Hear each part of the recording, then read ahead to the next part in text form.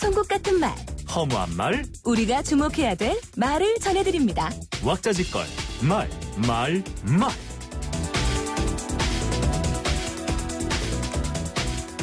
국민들이 아직 용서할 준비가 되어 있지 않은 사람이다. 당 지도부는 영입을 철회해야 한다.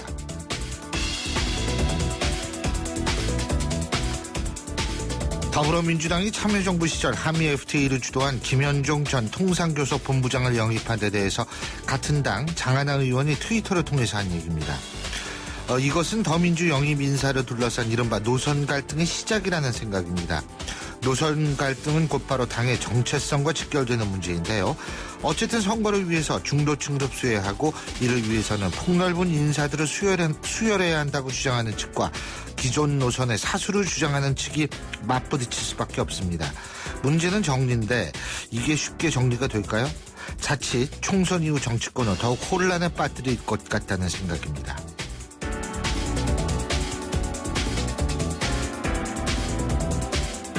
선대위원장은 많을수록 좋다.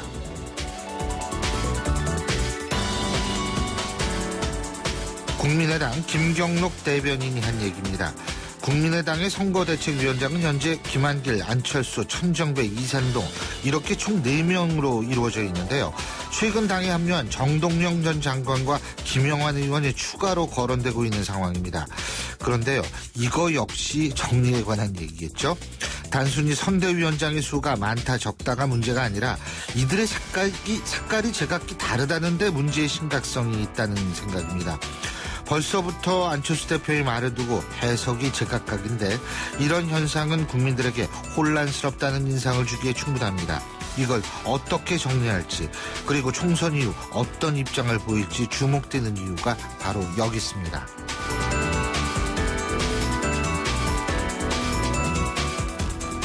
총선 공천권을 쥔 고양이 앞에 납작 엎드려 일제히 입을 닫아버렸다.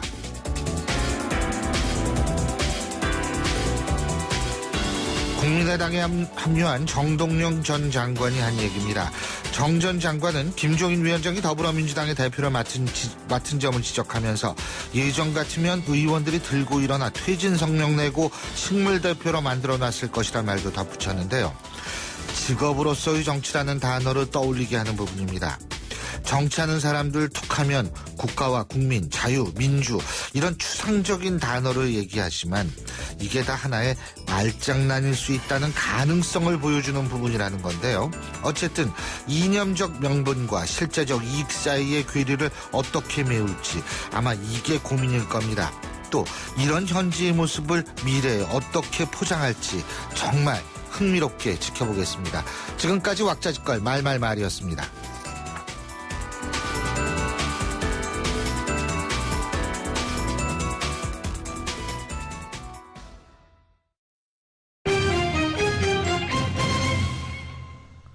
경제뉴스 알아보겠습니다. 최요한 경제평론가 연결합니다. 안녕하십니까? 예, 안녕하십니까. 최요한입니다. 지난해 기업들이 예금과 같은 형태로 보유한 돈이 70조 원 증가한 것으로 나타났다고 하죠? 예, 한국은행 자료에 나온 건데요. 이거 현재 기업들의 광의 통화라고 합니다. M2 보유액이라고도 하는데요. 예. 590조 7,400억 원에 달한다고 합니다. 이야, 이 광의 통화는요. 예.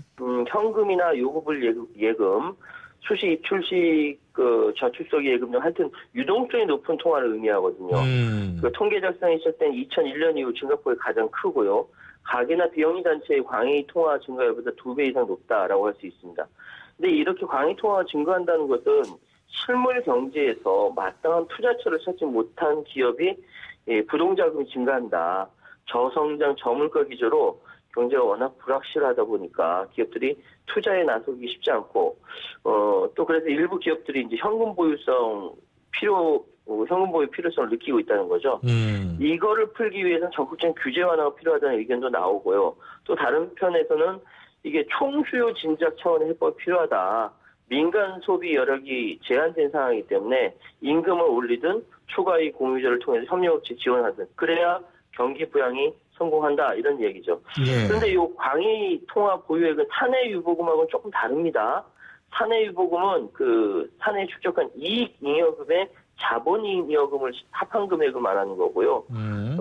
광의통화는 그야말로 순수하게 유동성 높은 통화를 의미하죠. 그런데 사내유보금이나 광의통화금이나 이것이 증가한다는 것은 실제로 투자가 위축돼 있다. 투자할 곳이 없다라는 걸 의미하는 겁니다. 그렇죠. 이걸 기업 가지고 뭐라 그럴 수는 없죠. 왜 그러냐 하면 워낙 경제적 미래가 불투명하기 때문에 지금 그렇다라는 측면도 우리가 생각해 볼 수밖에 없거든요. 그렇습니다. 예. 자, 그리고 또 다른 거.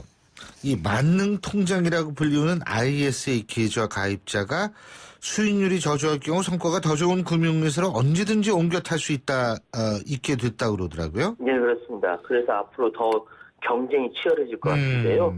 예, 다음 달 3월 14일 출시된 그 ISA 가입자가 만기 전에 계좌를 다른 금융회사로 옮길 수 있다. 그러니까 내가 지금 가입한 곳에 수익률이 저조할 경우 고객이 성과가 더 좋은 금융회사 찾아서 언제든지 계좌를 옮길 수 있기 때문에 앞으로 은행사나 증권사 등 이 금융회사 사이에 수익률 경쟁이 굉장히 치열할 것이다. 현재 시행 초기 이제 시작되면은 2-3개월가량의 준비 기간을 거쳐서 5월 말이나 6월 초부터 계좌 이동을 가능하게 한다고 합니다. 그리고 이거는 이제 이미 시행 중인 연금저축 계좌 이전 제도 같은 방식을 활용하도록 했는데요. 연금저축 계좌를 옮기는 고객은 새로 가입하려는 금융회사를 방문하면 기존 계좌 해지와 새 계좌를 한꺼번에 할 수 있거든요. 네. 더군다나 인터넷으로 온라인으로 계좌 개설이 허용되기 때문에 IS도 마찬가지로 갈아타려는 고객은 지점 방문하지 않고 인터넷을 통해서 거래금융회사를 바꿀 수 있다는 것이고요. 네. 이렇게 계좌를 바꾼다 하더라도 순수익 200만 원, 물론 연소득 5천만 원 이하는 250만 원이지만 비과세 혜택은 그대로 유지되고요. 그래서 이제 운용 성과가 좋지 않으면 공제를 확보한 고객이 언제라도 떠날 수 있기 때문에 금융회사는 좋은 모델, 포트폴리오 구축하고 수익률 경제에 집중하게 될 것이다. 금융인이 이렇게 기대하고 있습니다. 예, 그렇군요. 자, 그리고 개성공단 폐쇄 조치가 이게 엉뚱한데 지금 불똥이 튀고 있는 것 같아요. 예. 이게 지금 일선 학교에서 교복이 제때 납품되지 않아서 사복 입고 학교 가야 되는 상황이 연출되고 있는 모양이죠? 네, 그만큼 개성공단 전면 가동 중단 여파가 중고교 이상 교복까지 미친 것인데요. 특히 이제 학생들이 많이 선택한 엘리트 베이직과 이제 학교가 주관해서 구매한 계약한 것 중 상당수 학교가 일부 품목별로 교복을 제때 공급받지 못하고 있는 거죠. 그 개성공단에서 교복을 생산하는 엘리트 측이 공단 폐쇄로 생산된 제품을 갖고 나오지 못하면서 품목별 부분 납품 지연이 발생하고 있기 때문인데요. 이 때문에 입학식 이후 사복 차림으로 학교 다니는 학생들이 적지 않을 것 같습니다. 네, 그래서 지금 이제 신입생 교복 착용 시기를 시도교육청이 늦춘 등 대책 마련에 부심하고 있다고 하는데요. 일단 교복은 다 개성공단에서 만들어놨는데 갖고 나오지 못했습니까?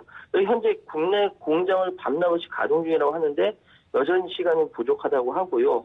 그래서 교육부 관계자는 몰랐던 거죠. 입학식 전에 부족에 대한 실태를 조사해서 대안을 마련한다. 이런 얘기를 하긴 했습니다. 예. 자, 그리고 우리나라 경제의 가장 큰 폭탄이 바로 가계부채다. 이런 얘기 나오고 있지 않습니까?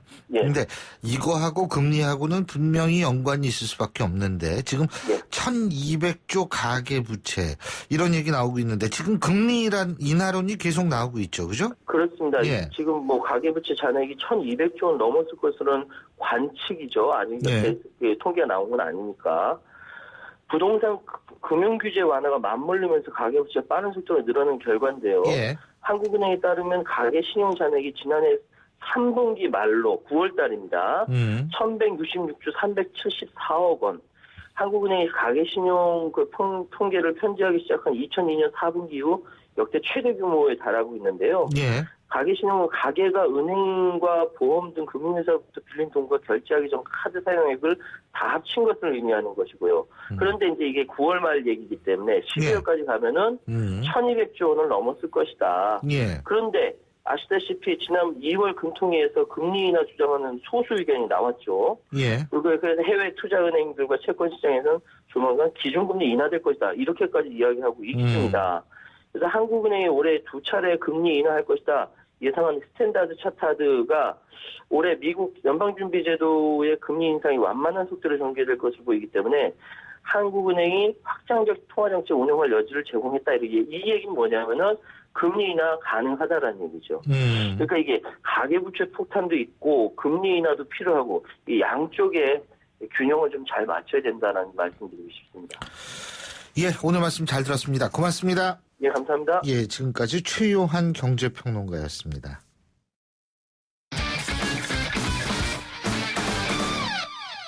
자, 이번엔 스포츠 소식 알아보겠습니다. 최동훈 스포츠 평론가 전화 연결하죠. 안녕하십니까? 예, 안녕하세요. 예, 분데스리가 구자철 선수 말이에요. 오랜만에 결승골을 터뜨리면서 승리에 기여를 했죠? 예, 그렇습니다. 오늘 새벽에 열린 경기였었거든요. 예. 이 구자철 선수가 이 하노버전에서 결승골을 터뜨리면서 이 아우그스부르크의 1대0 승리를 이끌었습니다. 아주 멋있는 골이었어요. 예. 이 전반 14분에 이 중앙선 부근에서 이 패스를 받아가지고 계속 드리블을 혼자 치면서 돌파를 했는데 수비수 2명을 제치고서 오른발 슛으로 멋진 골을 터뜨렸습니다. 올 시즌 이 분데스리그에서 터뜨린 4번째 골입니다. 예. 토트넘의 손흥민 선수는 FA컵 대회 크리스탈 팰리스전에 출전을 했는데 예. 토트넘이 졌네요. 예, 그렇습니다. 이 토트넘하고 이 크리스탈 팰리스가 잉글랜드 FA컵 16강전에서 만났는데요. 이 토트넘에는 손흥민 선수가 있고 이 크리스탈 팰리스에는 이청용 선수가 있기 때문에 두 선수의 맞대결을 기대했는데 이청용 선수는 출전하지 못했습니다. 이 손흥민 선수가 선발로 출전해서 66분을 뛰었는데 아쉽게도 이 공격 포인트를 올리지는 못했고요. 네. 토트넘이 0대1로 패했습니다. 아, 그렇군요. 자, 그리고 프로농구 얘기 좀 해보죠. 예. KCC가 정규리그 우승을 차지했는데 이 정말 막판까지 우승을 점칠 수 없는 아주 극적인 우승이었다고 그러죠. 예, 극적인 우승이었습니다. 어제가 이 프로농구 정규리그 마지막 경기였었거든요. 근데 이 KCC하고 전자랜드 두 팀이 똑같이 승리를 거두면서 이 똑같이 36승 18패를 기록을 한 겁니다. 자, 이럴 경우에는 이 승률이 같기 때문에 이 상대 전적에서 앞선 팀이 이기게 되는데 이 4승 2패로 앞선 이 KCC가 우승 트로피를 품에 안았습니다. 이 KCC가 이 마지막 6라운드에서 전승을 거뒀고요. 좀 이 뒤늦게 발동이 걸린 겁니다. 예. 그래서 어제까지 12연승 거두면서 극적으로 역전 우승을 차지했습니다. 이 KCC가 2001년에 현대를 인수해서 창단된 팀인데 이 챔피언 결정전에서는 3번이나 우승을 했지만 이 정규리그 우승은 창단 이후 16년 만에 처음입니다. 그래서 그런지 모르지만 KCC의 추승규 감독 예. 인터뷰 도중에 눈물까지 흘렸다 그러죠. 울면 안 되는데 울면 져요. 예, 감격스러웠겠죠. 데뷔 예. 시즌에서 우승을 차지했고요. 어제 근데 인터뷰 도중에 아버지 얘기가 나왔거든요. 근데 이 추 감독이 아버지는 일찍 여의웠습니다. 초등학교 때 아버지가 돌아가셔가지고 예. 이 홀어머니 밑에서 농구 선수로 성장했는데 감독이 돼서 데뷔 시즌에 우승을 차지하니까 이제 만감이 교차할 텐데 이 아버지에 관한 얘기가 나오니까 이제 하늘에 계신 아버지에게도 이런 기쁨이 전해졌으면 좋겠다 이렇게 얘기하면서 이제 기어이 눈물을 흘렸고요. 이 추승규 감독 별명이 소리 없이 강한 남자거든요. 이제 선수 시절에 이 이상민이나 조성원 같은 선수라고 함께 현대와 KCC의 전성기를 열었던 선수인데 당시에 이 스포트라이트는 항상 이상민, 지금의 삼성 감독에게 좀 비춰졌었거든요. 그 당시에도 이 신선우 감독이 추승규 선수를 없어서는 안 될 선수라고 얘기를 했었는데 이 끝까지 KCC에 남아서 감독으로 우승을 차지한 장본인이 바로 이 추승규 감독이라는 것을 보면은 소리 없이 강한 남자가 맞는 것 같습니다. 예, 참 어쨌든 참 좋은 일이에요. 예. 근데 이제 프로 배구에서도 추승균 감독처럼 초보 감독이지만은 선두로 달리는 감독이 있죠? 예, 올 시즌 공교롭게도 프로 농구하고 프로 배구에서는 이 초보 감독이 이제 우승을 다투고 있거든요. 예. 이 프로 배구에서는 현대캐피탈입니다. 현대캐피탈의 최태원 감독인데 어제 이 한국전력을 이기고 15연승을 달렸습니다. 최태원 감독 같은 경우에는 지난 시즌 선수에서 은퇴하자마자 곧바로 코치를 거치지 않고 현대캐피탈 감독으로 취임해서 화제가 되기도 했었거든요. 예. 이번 주 목요일에 현대캐피탈이 OK저축은행하고 경기가 있는데 이 목요일 경기에서 승리를 하게 되면은 정규 시즌 우승을 확정짓게 됩니다. 그렇군요. 자, 그리고 손현재 선수 말이에요. 예. 모스크바 그랑프리에서 아주 성적 좋게 끝났더라고요. 예, 그렇습니다. 이 모스크바 그랑프리에서 은메달 2개, 동메달 2개를 따냈거든요. 예. 근데 뭐 메달도 중요하지만 이 개인 종합에서 72.964점을 기록했는데 역대 자신의 최고 점수를 얻어낸 것도 의미가 있다고 봅니다. 예. 이 더군다나 이 모스크바 그랑프리에서는 이 리오 올림픽에서 선보일 이 새로운 프로그램을 연기했거든요. 예. 이 지난달에 국가대표 선발전만 하더라도 이 올림픽 프로그램이 조금 좀 불안한 모습이 보였는데 이 그랑프리에서는 아주 이 완성도가 훨씬 더 높아졌고요. 예. 이 올림픽 전까지 이 고질적인 발목 부상을 좀 많이 치료도 좀 하고 근력만 더 보강하면은 리오 올림픽에서 좋은 성적 기대가 됩니다. 예. 그렇죠. 손현재 선수 참 훌륭해요. 예. 오늘 말씀 여기까지 듣죠. 고맙습니다. 예, 고맙습니다. 네, 지금까지 최동호 스포츠 평론가였고요. 신율의 출발새 아침 3부 순서는 여기서 줄입니다. 잠시 뒤 4부에서 뵙죠.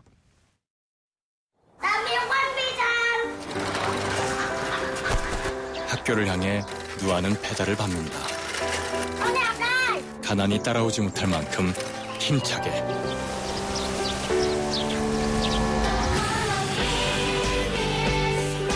후원이 끝나도 마을 스스로 아이를 돌보게 만드는 월드비전 자립마을 프로젝트. 진정한 후원은 후원이 끝나게 하는 것입니다. 후원 문의 1688-3570 1688-3570 진정한 후원을 생각합니다. 월드비전. YTN 라디오 캠페인 더 가까이. 안녕하세요. YTN 라디오 아나운서 김성은입니다. 요즘처럼 건조한 겨울철엔 미세먼지 농도를 체크해야 건강을 지킬 수 있습니다. 미세먼지 농도가 나쁨이다, 경보다. 이런 말 뉴스를 통해서 많이 들으시죠? 그럴 땐 야외 활동으로 잡힌 약속을 취소하고 집에서 시간을 보내시는 게 좋습니다. 운전 중이시라면 공기 흡입을 실내 순환 모드로 해주세요. 차량은 주기적인 실내 세차와 필터 관리가 필요합니다. 방금 밖에 나갔다가 돌아오셨다면 먼저 손을 깨끗이 씻고 물과 과일을 충분히 드시는 게 좋습니다. 맑은 공기 더 가까이, 미세먼지는 저 멀리. 미세먼지 농도를 체크하고 예방하는 습관을 기르세요. YTN 라디오 캠페인 더 가까이. 한국환경공단과 함께합니다.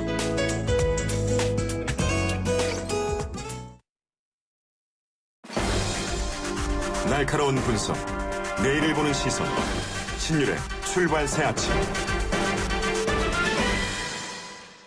신율의 출발새 아침 4부 순서 광고부터 들으시죠. 에이스 고객 지성, 침대를 말하다. 신혼가구 좋으면 집들이 때 잠깐 뿌듯하겠지. 근데 침대 좋아봐. 아침마다 몸이 뿌듯할걸? 잡았으면 알 텐데. 침대는 가구가 아니다. 침대는 에이스다. 에이스 침대. 완벽하게 새로워진 렉서스 RX 출시. 여유로운 안정감 속에 거침없는 파워.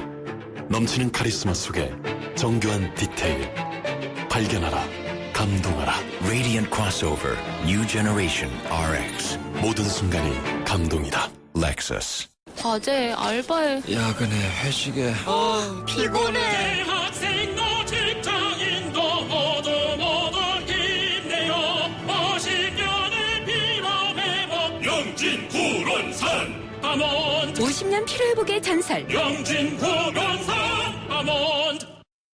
건축과 인테리어에 대한 모든 것. 경양 하우징 페어.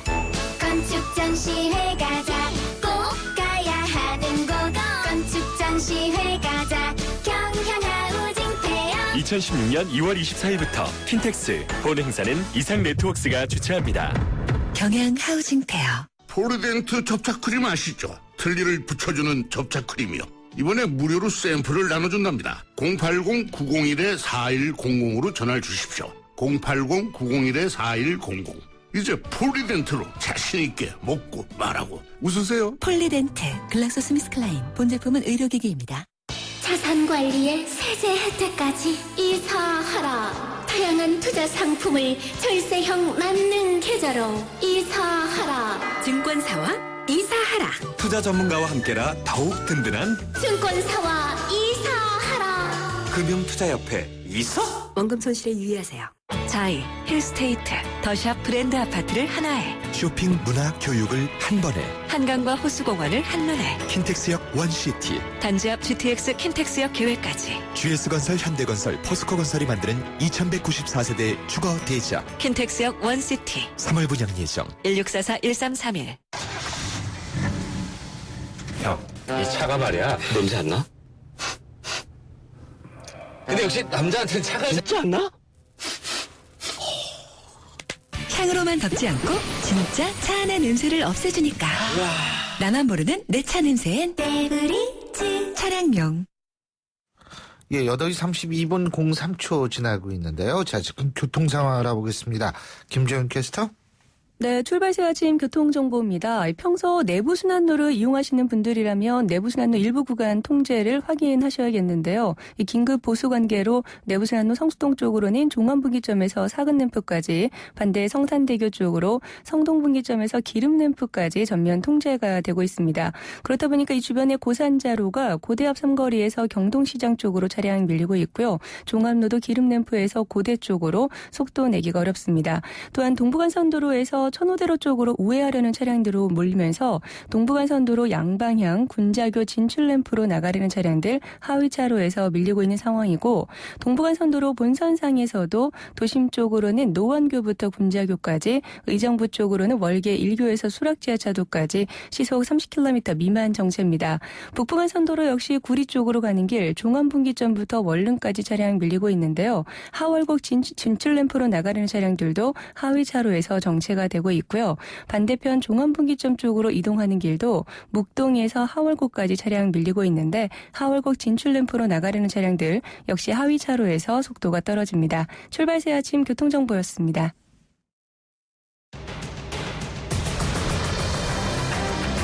매주 월요일 아침 정치권의 복잡한 이슈를 말끔히 정리해드립니다. 출발당 최고위원회의.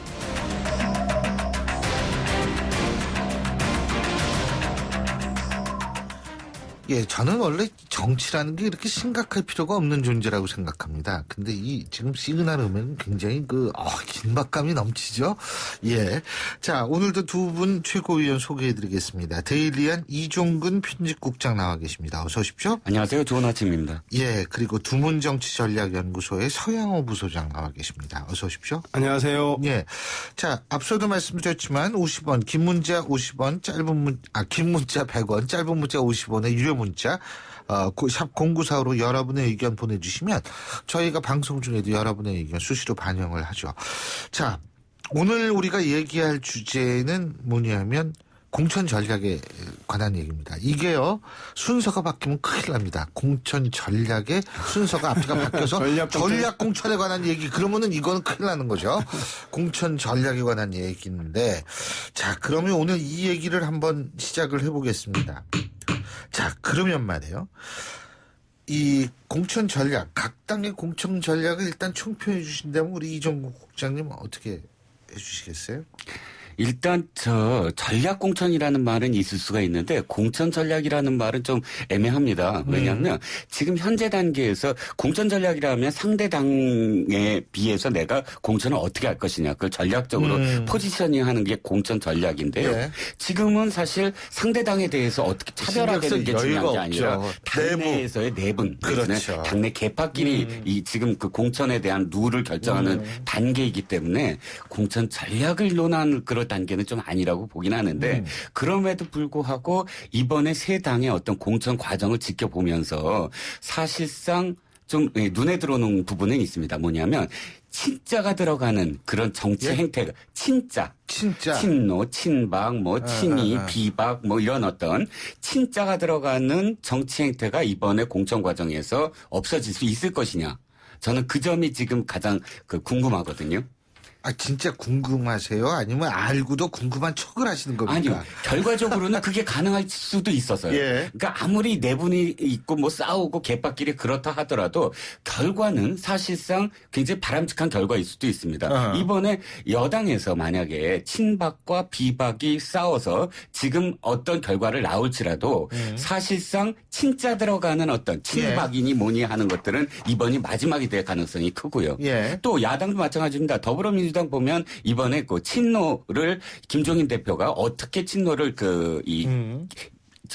공천 과정에서 다스리느냐에 따라 그쪽 역시 친노라는 이름이 없어질 수도 있는 부분이거든요. 그래서 저는 이번 공천 과정이 친자 들어가는 정치 행태에 종말을 고할 것이냐 아니면 그게 아직도 계속될 것이냐 그 점으로 저는 보고 있습니다. 사실은 지금 이 국장님께서 그런 말씀해 주셨는데 전략 꼭 상대당을 위해서만은 아닌 것 같아요. 제가 볼 때는 공천 전략을 통해 가지고 우리 계파 혹은 대선 구도를 바꾸려는 것을 얼마든지 가능하게 만들 수 있는 거거든요. 예, 그런 의미에서 자 우리 서양호 부소장께서는 네, 저는 그 여당은 그 김무성 대표가 국민 경선 하향식 공천이라고 얘기한 그 좋은 공천의 절차성을 상향식 공천. 상향식 공천. 그 일부러 자꾸 틀리시는 거 같아요. 일부러. 지난주에도 그러시더니 일부러 그러신 거죠, 지금. 아니, 여당 얘기라서 그런 건 아니고요. 예, 그래서 이런 그 국민의 뜻을 공천에 반영하겠다라고 하는 김무성 대표의 원칙과 그리고 현역을 물갈이 해야 된다는 국민의 여론을 등에 업은 친박 이 두 대결 속에서 누가 더 승기를 잡을 것인가. 결과적으로 최고위원회와 공천관리위원회를 장악한 대통령까지 등에 업은 친박의 공세 속에서 저는 공천은 어떤 일정한 타협 속에서 결정이 날 거라고 보는데 그 과정에서 김무성 대표가 리더십을 훼손 없이 이 공천 과정을 넘길 수 있을 것인가. 결국 전체 공천 과정의 결과가 김무성의 리더십 훼손이냐 리더십을 다시 관철하느냐의 문제로 귀결되는 것 같고요. 야당은 재밌는데요. 두 가지인데 호남의 그 주도권을 놓고 국민의당의 현역 의원, 특히 광주로 대변되는 그 안철수 국민의당의 현역 의원들이 주로 많고, 그리고 이에 대응하는 그 더민주당은 신진 인사들을 공천을 해야 됩니다. 그래서 이 신진 인사와 기득권 현역 의원이라고 하는 대결 구도가 광주를 중심으로 펼쳐지게 되는데 여기서 승기를 누가 잡을 것인가인데 묘하게 이 키는 국민의당 내부의 내부 경선 과정에서 이미 그 천정배 의원과 안철수 의원을 중심으로 한 신진파를 해야 한다는 입장과 김한길 그 공동 선대위원장과 현역 의원들이 경쟁력 있다고 하는 주장, 이 두 주장이 어떻게 관철되어서 국민의당 후보가 결정나는가에 따라서 더불어민주당의 신진이 더욱더 힘을 받느냐 아닌가에 대한 판가름이 날 것 같고, 수도권은 묘하게도 현역 의원들이 김종인 위원장을 모셔왔던 문재인 의원과 가까운 소위 말하는 친노 486이라고 하는 주류 의원들이 주로 포진하고 있습니다. 그래서 이분들이 경쟁력이 얼마나 있을 것인가에 대해서 김종인 위원장이 물갈이를 할 텐데, 이것을 정말로 총선 승리를 위한 물갈이를 볼 것인지 아니면 김종인의 자기 사람 심기로 비춰질 것인지에 대한, 그래서 수도권 공천 문제는 친노 486에 대한 물갈이 폭, 이것이 주요한 야당의 관전 포인트가 아닌가 생각이 듭니다. 자, 하나씩 그럼 살펴보죠. 먼저 새누리당 얘기부터 해보죠. 이 새누리당 같은 경우에 어떻게 보세요? 우리 이 국장님은. 그러니까 지금 우리 서양호 부소장께서 잠깐 말씀을 하셨는데, 지금 명분면으로 따졌을 때 이게 부딪히고 있는 게, 자, 명분 내 그런 게 뭐냐면, 김무성 대표는 뭐냐면 공천권을 국민에게 돌려드린다라는 명분 하에서 상향식 공천을 주장하고 있고, 이한구 공천관리위원장 같은 경우에는 지금 봐라 19대 국회 이게 최악의라는 평가 받고 있는데, 여기서 새로운 인물 자꾸 수혈하고, 야당은 자꾸 그 새로운 인물 수혈로 해가지고 주목받고 있는데 오지도 못하고, 어쨌든 좋은 보물 있고 새로운 인물이 좀 자꾸 수혈해야 되는데 이 명분 갖고 있고, 두 명분이 부딪히고 있습니다. 우리 이종근 편집국장께서 보실 때는 어떤 명분이 더 좀 설득력이 있을 것 같다고 보세요? 사실 두 가지 다 장점이 있고 단점이 있습니다. 그런데 제가 생각할 땐 마지막에 하신 말씀, 이한구 위원장이 그 19대 국회가 최악이다. 그거는 그래서 지금 더 전략 공천, 우선 공천을 해야 된다. 이런 거는 사실 논리상으로는 좀 안 맞는 게, 지금 20대 공천, 19대 공천을 한번 보면 246개 지역구 중에 경선을 한 적은 7개 지역구밖에 안 됩니다. 나머지는 모두 다 전략공천을 했어요. 예. 그렇다면 형식 논리상 전략공천을 많이 한 19대 결과가 이렇게 됐는데 전략공천을 하면 무조건 좋아진다. 이런 건 좀 논리상 안 맞는 것 같거든요. 문제는 양쪽 다 명분이 있습니다. 그런데 사실상 지금 현재 미래 권력에 투자할 거냐, 현재 권력에 투자할 거냐에 대한 그 문제인 것 같아요. 굉장히 위험하다. 그렇죠? 예. 그러니까 사실 이 현재 권력이라는 건 지금 애매하거든요. 이게 지금 2년 차가 남아있는 시점에서의 총선이 사실 1년만 남아 있어도 미래 권력에 투자를 할 텐데 또는 뭐 1, 2년 지난 다음에 이 총선을 하면은 현재 권력에 투자를 할 텐데 이 3년 지난 다음에 딱 이 총선을 치러지는 게 애매한 시점이거든요. 저는 어찌됐든 명분은 끝까지 남을 것이다. 그러니까 이 상향식 공천에 대한 이 명분은 이번에 사실 제대로 안 됐더라도 다음 총선에서는 이것이 큰 화두가 될 것이다. 그 점은 좀, 이 어떤 열매를 어느 정도 우리가 좀 평가를 할 수 있는 부분일 것 같은데 한 가지 재미있는 건 어쨌든 어저께 이한구 위원장이 많이 좀 이렇게 뒤로 물러섰어요. 우선 추천에 대해서 그건 맞다. 뭐 소수자를 위한 것이다. 다만 이제 자격 심사를 더 열심히 해서 많은 사람들을 물갈이하겠다라고 얘기를 하면서 좀 물러선 게 이제 보이면서 이렇게 여겨집니다. 이한구 위원장은 아마 친박도 손을 댈 거예요. 그러니까 내가 친박우 손 안 대고 비박만 자른다 그러면은 그건 엄청나게 큰 어떤 이 데미지를 입을 수밖에 없거든요. 그러면 이한구 위원장이 친박을 어느 정도까지 손을 대느냐, 어느 정도의 거물급을 손대고 전체적으로 포션을 어떻게 하느냐에 따라 사실 김무성 대표도 할 말이 좀 없어지거든요. 그랬을 때 사실상 이 내부는 어느 정도 정리가 되지 않을까 싶습니다. 근데 물론 이제 이한구 위원장 같은 경우에 이런 저거죠. 그러니까 왜 지금 아까 말씀하셨지만은 물갈이가 계속 많이 되고 있거든요. 사실 우리나라가 물갈이 비율은 세계 최고예요. 17대 62.5%. 야, 진짜 정치신이 62.5%가 국회로 들어간 거예요. 대단한 건데 이한구 위원장하고 제가 인터뷰할 때 기억에 남는 게 뭐냐면 이게 그런 사람들 불러다가 정치신인들 능력 있는 정치신인들 불러다가 바보 만드는 게 우리나라의 정치 현실이다. 그래서 이런 분들을 좀 잘 키워야 되는데 우리나라 정치 현실에서는 멀쩡한 사람 불러다가 바보 만드는데 그거 누가 하려고 그러겠느냐. 그렇기 때문에 전략공천이라는 거, 우선 추천이라는 게 그래서 필요한 것이고, 그래서 나름대로 이제, 본인이 고민하고 있다 이런 말씀을 하셨거든요. 나는 사실 그래요. 사실 바보 된 사람 많이 봤거든요. 근데 이게 있잖아요. 정치를 잘못하면 바보가 된과 동시에 이 병을 얻어요. 무슨 병? 총선 때만 되면은 되든 안 되든 들썩거리는 병. 네? 이거 솔직히, 제 주위엔 그런 사람 너무나 많아요. 네. 공천 한 번도 공천을 받은 적이 없어요. 항상 예비 후보로 등록했던 사람도 선거 때가 되면 들썩 이러거든요. 그러니까 바보가 된과 동시에 이런 현상이 벌어져가지고 많은 사람들이 안 가려고 하는 건 사실인 것 같은데. 우리 서양호 수장님. 네, 맞습니다. 멀쩡한 사람도 공천 받아서 국회에 들어오면 그냥 아주 자기 역할을 못하게 되는데 그건 왜냐하면 국회의원의 자질하고 개인의 능력을 중심으로 판단하기보다 그동안 개파에 줄 잘 서는 사람, 즉 개파 보스의 말을 잘 따르는 사람에 대한 개파 공천의 폐해 때문에 그런 게 높은 거고요. 그 능력 있는 분도 많이 갔어요. 네네. 예. 근데 우리나라는 능력 있는 분들이 집단만 되면 바보가 되는 그게 이제 특징이라서 그렇죠. 그러니까 여야의 대결과 또 당내에서는 개파 간의 갈등 경쟁 때문에 줄 서지 않고 패를 짓지 않으면 개인이 성장하기 어려운 그런 문화가 좀 있는 것 같고요. 저는 이번에 보면 여당의 공천은 이한구 공천관리위원장이 주도권을 확실히 줬다고 봅니다.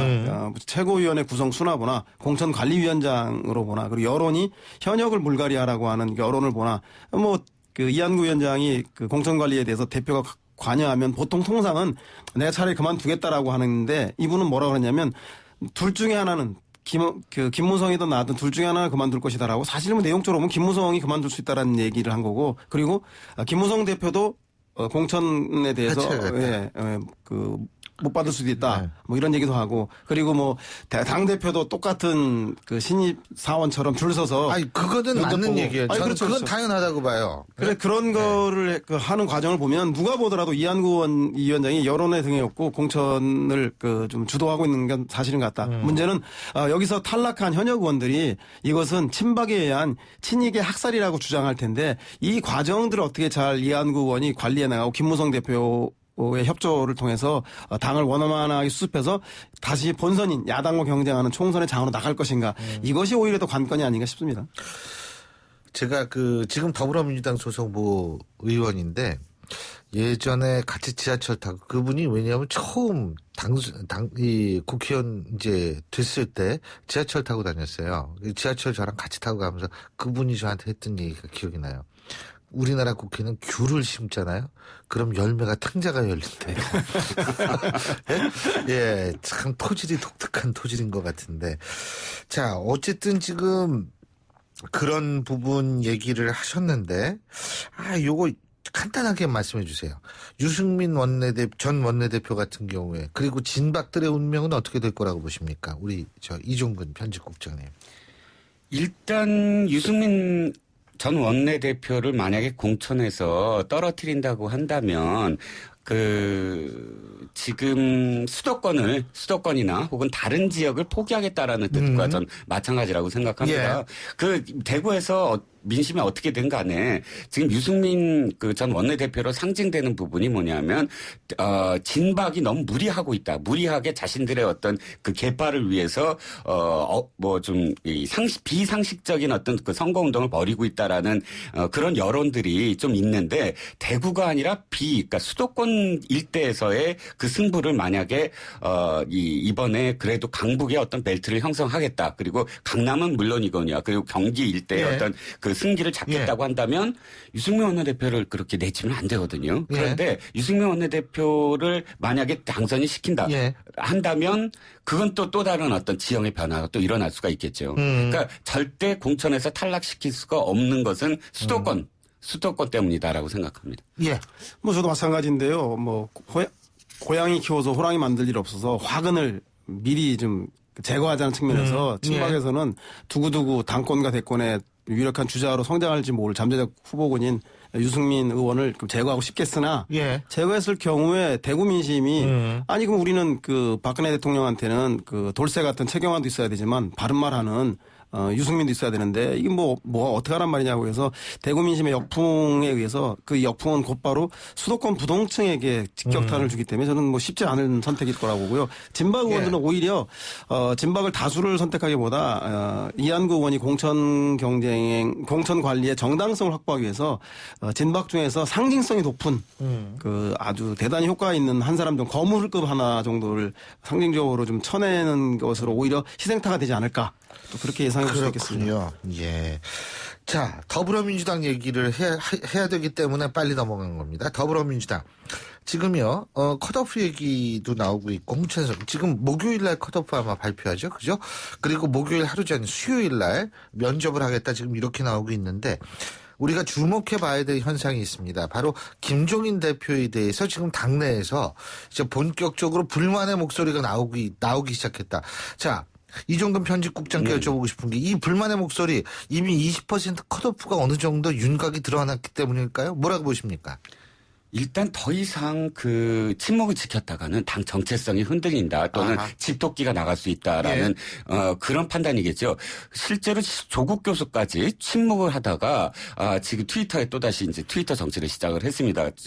이 김종인 대표를 겨냥을 해서 다들 왜 이렇게 침묵을 하고 있느냐라고 얘기를 하고 있는 걸 보면 이제 친노 그룹으로 상징되는 그런 그룹들이 이제 제 목소리를 좀 내는 게 아닐까. 그런데 사실 그 목소리도 한계가 있다고 봅니다. 그러니까 자신의 어떤 공천이 상관이 없는 조국 교수 같은 경우는 이야기를 할 수 있지만 현재 김종인 대표 아주 드라이브를 많이 걸고 있지 않습니까? 그리고 거기에 대해서 문재인 대표가 왈가왈부하지 않고 도리어 힘을 실어주는 듯한 언행을 계속하고 있는 걸 보면 일단은 아무리 무슨 얘기를 하더라도 공천이 지금 한 40% 정도까지도 물갈이를 컷오프는 어쨌든 20% 내외이긴 하지만 그 이후에도 자격 심사라든지 또 다른 어떤 과정을 거치면서 면접이라든지 40% 정도까지도 가능하다라고 얘기를 하는데 실제로 가능하고로 보입니다. 왜냐하면 27명을 영입하지 않았습니까? 27명을 영입했다면 27명을 그대로 사실 물갈이를 해야 되면 그 27명이 거의 20%가 이미 20%가 넘는 상황이고 거기다가 플러스 이 김종인 대표가 생각하고 있는 어떤 그런 새로운 이 정치의 어떤 실험 여기까지 플러스 알파를 한다면 40%까지도 저는 가능하다고 봅니다. 예.